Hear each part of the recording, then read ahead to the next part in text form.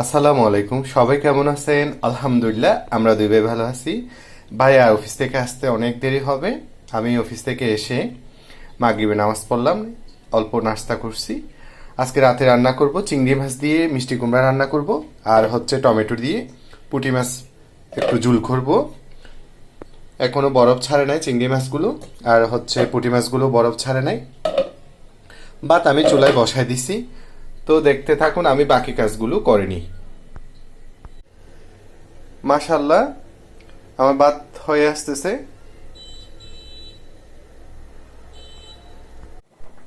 এদিকে আমি মিষ্টি কুমড়াগুলো কেটে ভালোভাবে ধুয়ে পরিষ্কার করে নিছি। আর হচ্ছে পুঁটি মাছে দেওয়ার জন্য পেঁয়াজ, রসুন, কাঁচামরিচ, টমেটো। পুঁটি মাছটা আমি সকল মশলা মেখে কিছুক্ষণ ম্যারিনেট করে রাখছি। আর এদিকে মিষ্টি কুমড়ার জন্য পেঁয়াজ, রসুন, কাঁচামরিচ কেটে রাখছি। পুঁটি মাছটা আমি এক পাকে রান্না করব। সবকিছু উপকরণ একসাথে দিয়ে চুলায় বসায় দিব। এক পাকে রান্না করার জন্য পুঁটি মাছগুলো আমি কড়াই নিয়ে নিচ্ছি একটা। এবার মশলা মেখে রাখা পুঁটি মাছগুলো দিয়ে দিচ্ছি।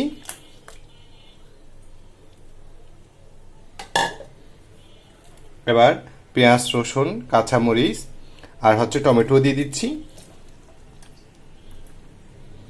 এবার সয়াবিন তেল দিয়ে ভালোভাবে মেখে চুলায় বসায় দিব। একেবারে ধনিয়া পাতা সহ সব কিছু দিয়ে কড়াইতে দিয়ে দিলাম। এবার ঢাকনা দিয়ে চুলায় বসায় দিব।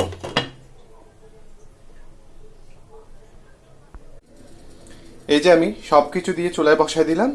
এবার ভালোভাবে কষে যাক।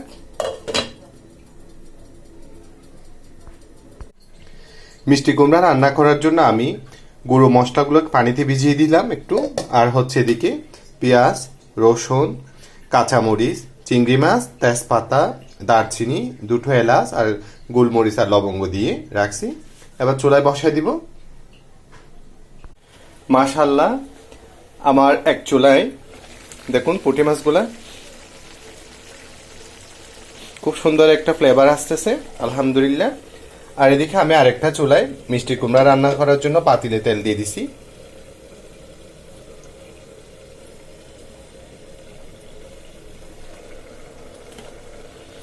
তেল গরম হয়ে আসছে।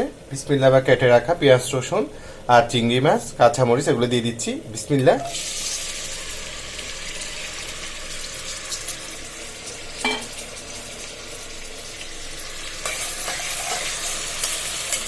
এগুলো ভালোভাবে তেলে ভাজা হয়ে যায়।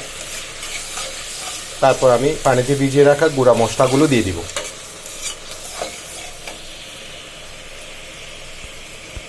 আমার পেঁয়াজ, রসুন, কাঁচামরিচ আর চিংড়ি মাছ ভালোভাবে কষে গেল।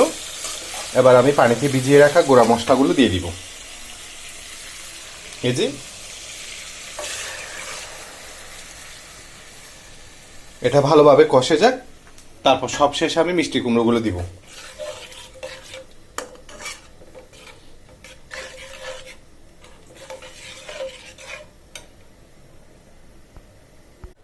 মাশাল্লাহ, আমার পুঁটি মাছ একদম রান্না হয়ে আসছে।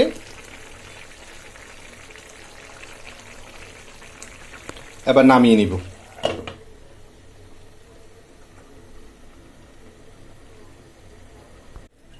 আমার মিষ্টি কুমড়ার মশলাটা ভালোভাবে কষে গেল। এবার এবার আমি কেটে রাখা এই যে মিষ্টি কুমড়োগুলো দিয়ে দিচ্ছি।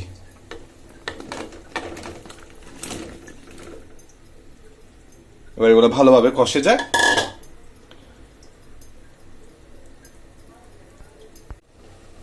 মাশাল্লাহ, আমার মিষ্টি কুমড়ার হয়ে আসছে। আর একটু হয়ে আসতে তারপর নামিয়ে নিব।